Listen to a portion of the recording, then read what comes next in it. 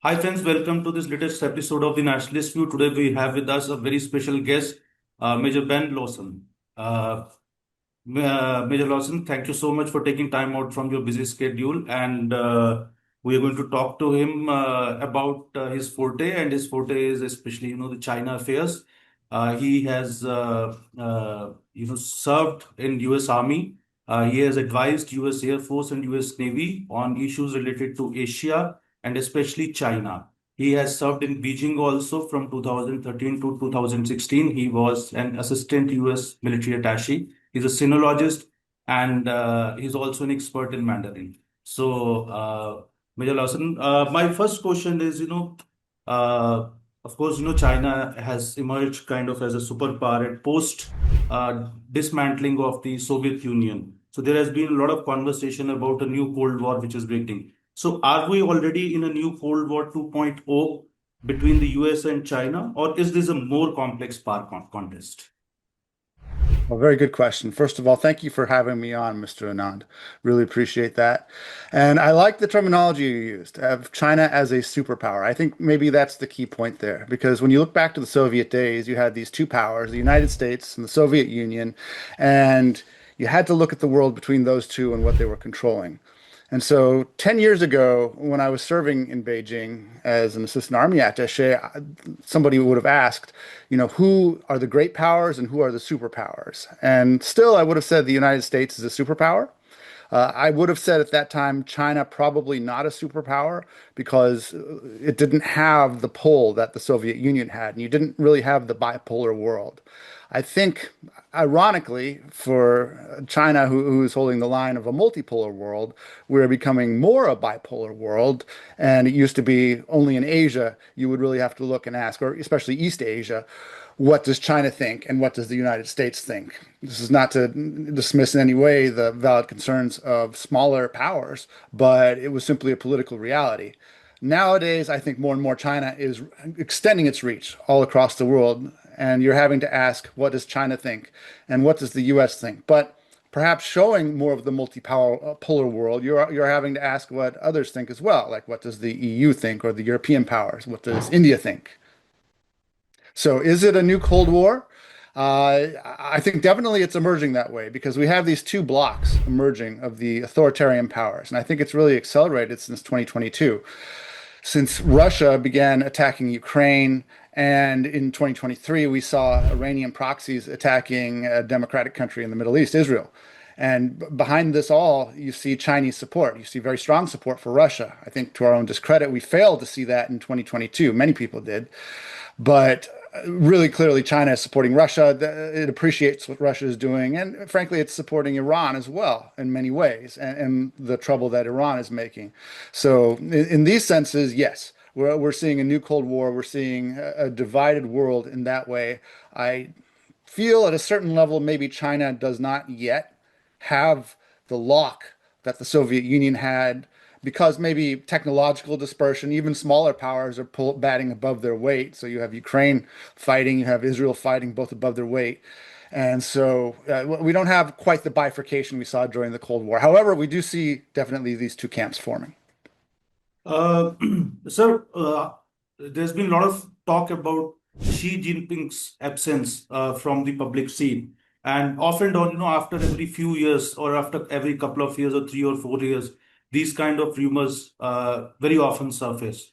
And there was recently a talk about this thing also that probably, his body double is, being is making public appearance. Of course, all kind of conspiracy theories happen around it, especially because purges within the Chinese Communist Party and the Chinese political system are norm of the day. It is the normal basically there. So how politically stable is, your assessment is that how politically stable is Xi Jinping now? And given his recent absences from the public eye and the high level purges within the Chinese Communist Party, so how do you see the way forward for Xi Jinping? Is everything all right there? Yes, absolutely. So obviously, Xi Jinping is still there. number one, and that's an important point. This is the question that everybody's been asking lately. There's a little bit of a black box aspect to China. We don't really know what's going on at the highest levels publicly. I think it's helpful to ask, first of all, what kind of a leader is she? Is Xi Jinping? So he's not, Hu Jintao, Jiang Zemin. You had this model of primus inter pares, first among equals. There's no more equals with Xi Jinping. He's grabbed power from the beginning, probably even before officially taking power in 2012. And he's been very dictatorial. And what has his program been? When he came in 2012, or before that, what he saw was the Communist Party dying due to the influx of foreign capital and the growth of the economy. He saw the party power being eclipsed. And his whole program has been to stop that process. And he's done a very good job. Now, of course, this has meant serious problems for the Chinese economy as he cracks down on the freedoms that helped it to grow. Basically, Deng Xiaoping, when he came in after Mao, after the horrible period of Mao, he said, "I have a deal for you. You won't have all the democratic freedoms, but you're going to have a lot of economic growth and a lot of freedom." And this was a breath of fresh air for China after Mao Zedong.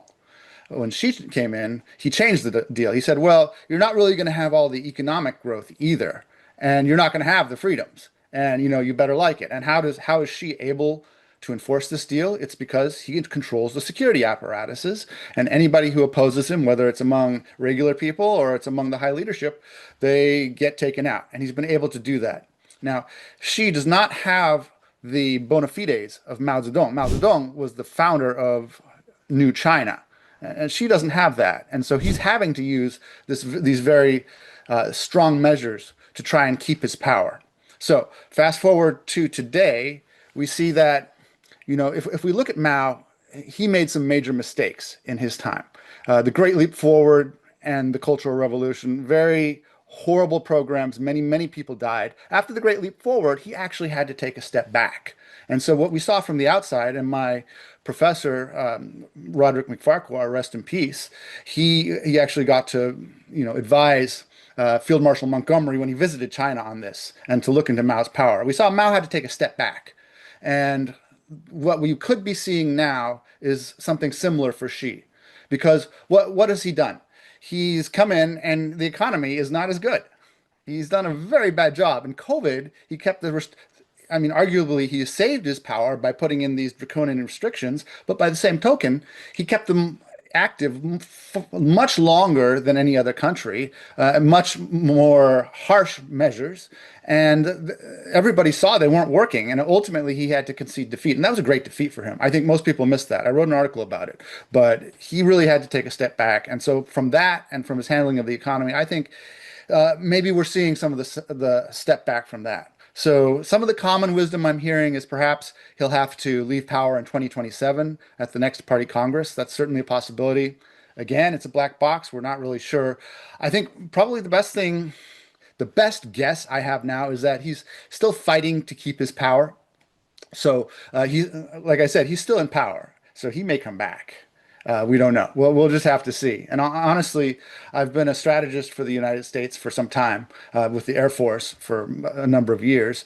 And as a strategist, I have to say Xi's economic program for China is something, as an American strategist, I can live with because he's not doing a good job and he's not competing well on that front. So you talked about, competing and probably not competing so well. So if we look at, People's Liberation Army, so how serious is the PLA's military capability today, especially in hotspots like, Taiwan Strait and South China Sea? And there has been a lot of buzz about that their naval fleet is much more stronger than the US naval fleet. And you have advised US Navy also. And as you rightly mentioned, that you're a strategist there and you've been advising the US Armed Forces. So how do you look at this strength and capability of PLA? Is it overhyped? Because we have seen a lot of their equipments also malfunction. They have not been able to test a lot of their equipments. Some of their equipment which were tested in the India-Pakistan war. So we have seen what basically India did to them. And so how do you look at this PLA strength and capability in this context? Absolutely. The Chinese People's Liberation Army is a serious threat. to many countries in the region and around the world, in fact. So it's a very large military, and it's called the People's Liberation Army. But of course, it's a fully fledged military with all the services: land, sea, air, cyberspace, space, and cyber support. So we do have to take it seriously. It's very large. Now, in the reforms that began in earnest in 2016, he reduced the size. She reduced the size of the military somewhat, especially the army. But the point there was to make it more technologically capable and to keep the best. And they've probably succeeded in doing that. Now, they probably also had a long ways to go. So, well, I think the threat is not necessarily overhyped in some ways. In other ways, maybe it is, because we see the flashy new equipment, as you mentioned. Not all of it works all the time. There's still some areas like jet engines where they're not necessarily a leader. That said, I think one of the important points is that locally, especially in the South China Sea or the East China Sea, they can exert a great deal of force through their rocket forces and all of their other forces. So, a lot of the paradigm that we work with in strategy is the idea that they have a level of local superiority. And that's expanding out from the first island chain of Japan, Taiwan, the Philippines, even further into the Pacific. People sometimes don't realize that Sri Lanka is actually an island in the first island chain, and that's a part where they're trying to extend their power out as well. Some of the things that they're still lacking are perhaps lift in order to conduct an invasion of Taiwan. Now, they're building aircraft carriers in their naval fleet. Now, there's a lot of questions about how effective aircraft carriers will be in this new era of expanding drone warfare. I think the bottom line is that aircraft carriers can carry a lot of combat power, and even if they are vulnerable in certain ways, especially against powers smaller powers, they can be very threatening. So for a country like China that doesn't seem to mind harassing smaller powers, an aircraft carrier could send a very strong message that they would not perhaps be prepared to defend against. In the Taiwan scenario, I honestly think if they could have invaded Taiwan, they would have done so already. If Xi had great confidence, I think he does not have great confidence yet. And I don't think that confidence is necessarily increasing looking at those military purges that we've seen, and they're ongoing. So there's a complex intersection of Xi striving to maintain power. Mao said political power flows from the barrel of a gun. It's still true today. Xi understands that very well. He doesn't have the bona fides of Mao, and so he needs to keep a strong grip on that gun. Other than that, I would just point out that what is the threat that China has been facing, that they have had to build up their military so strongly under American support. China has lived in a very peaceful world. They've had every chance for their economy to grow. Under the peaceful and prosperous, free and fair international systems, countries great and small have been able to prosper, and none more so than China. So under those conditions, I think we always have to ask, why is China growing its military this way? And I think it goes back to the two block theories of the world. You have the block of powers who are willing to live and let live, and the democratic powers, United States, India among those. And then you have another block of countries who have a very different view and desire to dominate in the regions. And it's really led by China. Sir, we've seen a lot of repression which goes on, especially in the East Turkestan as well as in the Tibet region. These two are the key hotspots, and the democracies across the world, they seem to be looking away because probably it is now the economics which governs the politics in the international arena also, and everybody wants to do business with China. So how do you see this repression and the response of the you call the liberal democracies or the democracies across the world? Do you think we need to step up a little bit more, especially in case of East Turkestan and Tibet? So how do you look at it, sir? Thank you, Anand. I think that's a very important question. And yes, I do believe we need to step up our efforts in East Turkestan, with East Turkestan, and probably Tibet as well. So China has enacted what could be one of the greatest programs of repression in world history against East Turkestan specifically, and it does extend to Tibet as well. And it's included concentration camps and extensive surveillance, essentially the ghettoization of the entire region. It also includes forced labor in factories. And also what I would call the deracination of the children of East Turkestan, where they take them to orphanages, they don't let them be with their parents, and they try to basically breed the culture out of them. And I think that sort of thing is happening in Tibet as well, very, very much so. The ultimate goal here is to have the Turkic peoples in Central Asia that China controls become helots or slaves within China. And that's why we see the forced labor factories. That's the way out of the concentration camps or the surveillance ghettos that China has set up. So I think at a moral level, it's completely intolerable and it's nothing that should exist in the modern world. And I think we do not do enough to hold China responsible for that in any sense. The U.S. has made some efforts. We have the Uyghur Forced Labor Prevention Act and other acts to try and act on it. And we're working on those, and they need stronger enforcement, frankly. And they haven't done enough yet, considering that China is a trade partner to so much of the world, and that it is using what is, for all intents and purposes, slave labor is completely unacceptable to democratic powers. I would congratulate India for banning TikTok, just on the level of keeping awful propaganda out of the country and a hostile foreign threat. That makes sense. But we need to do a whole lot more among the democratic bloc to prevent that from happening. Now, how does China justify this? They'll tell you something. They'll say it's our sovereign territory, and there are the three evils there. There's terrorism, there's separatism and religious extremism, and we need to get that out of there. That's how they're going to justify it, and they have been. But really, it's not a Chinese area. I think this is what most of the world misses. I'd visited Kashgar, which is the main city in the region, ethnically speaking, a couple of times. And what I didn't realize until I got back to the United States, and then it became very clear, was that this area is simply not Chinese. The people there, they don't speak Chinese. The inhabitants, they have a non-Chinese culture. They have a Turkic culture, a Turkic language. They do not have Chinese religion.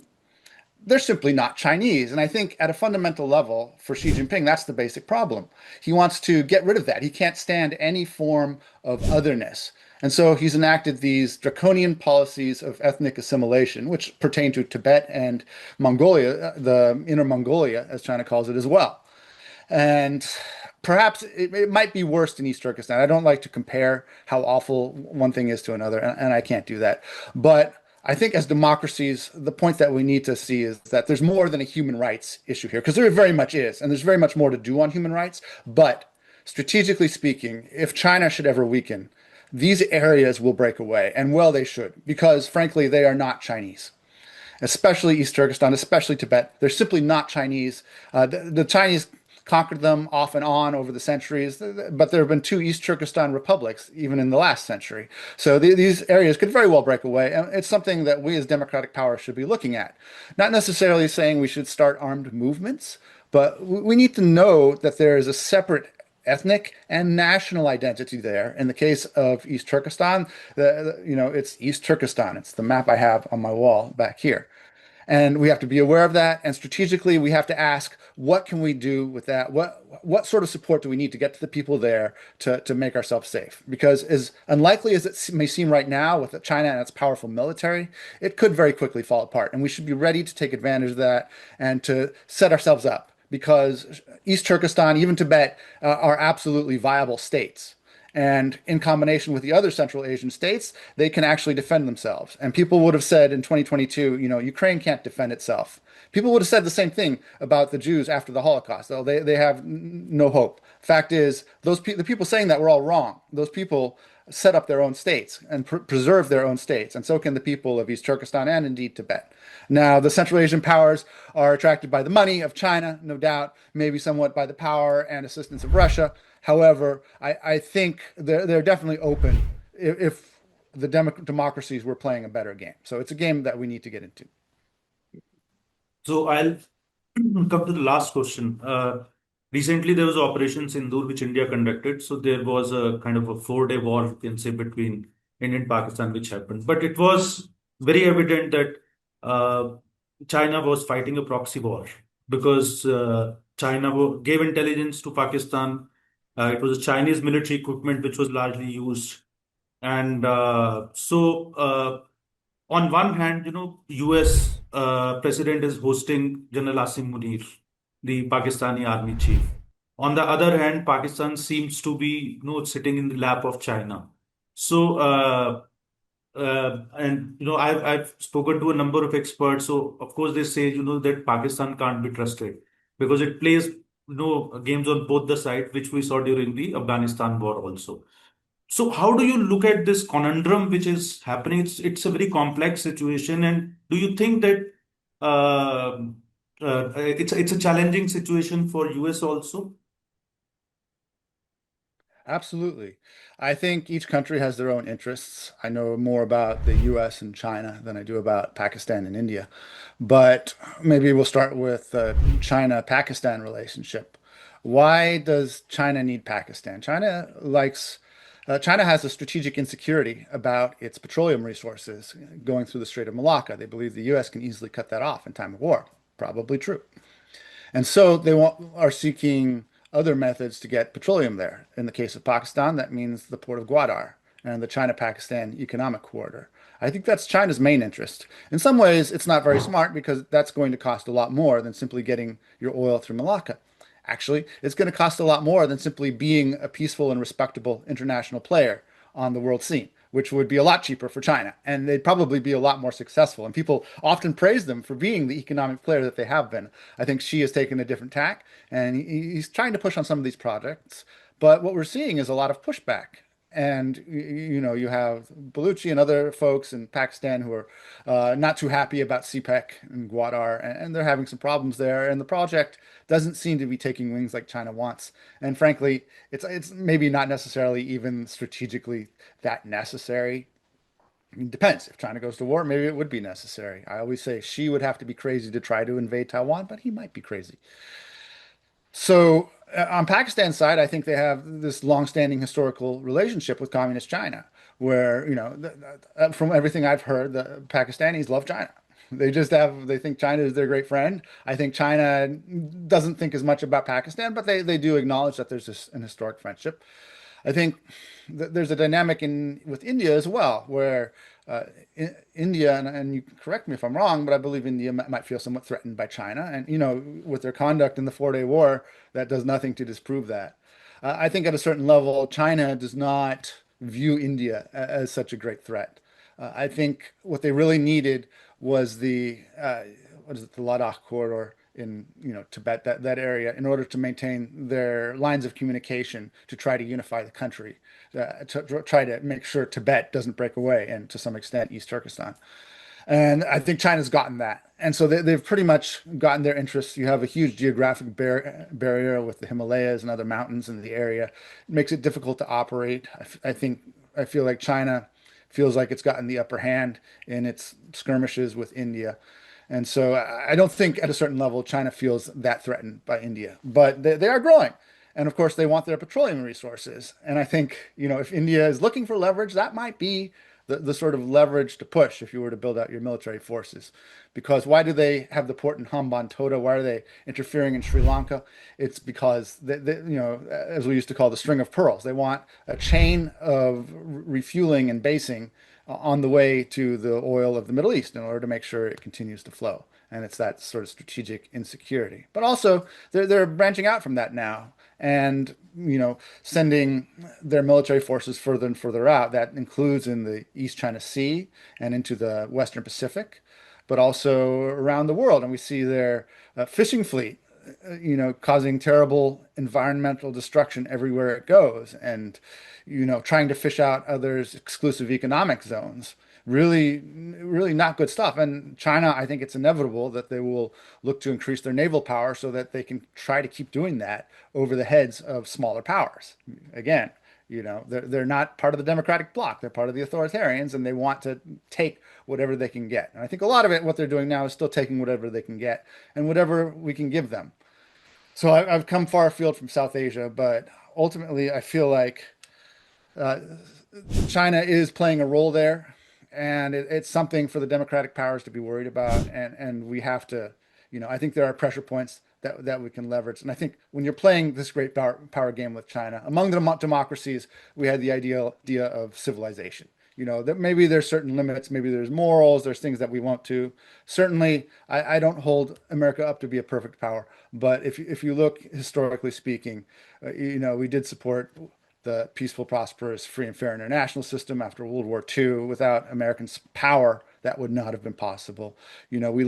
President Truman laid down our nuclear weapons after World War II, essentially, after using them then, and said, we're not going to use these again. They're not military weapons. Those were his words. And so I think there's a spirit of moderation, of conservatism, if you will, within the American culture and within the broader democratic culture around the world that helps the world order a great deal. And I think India is very much part of that.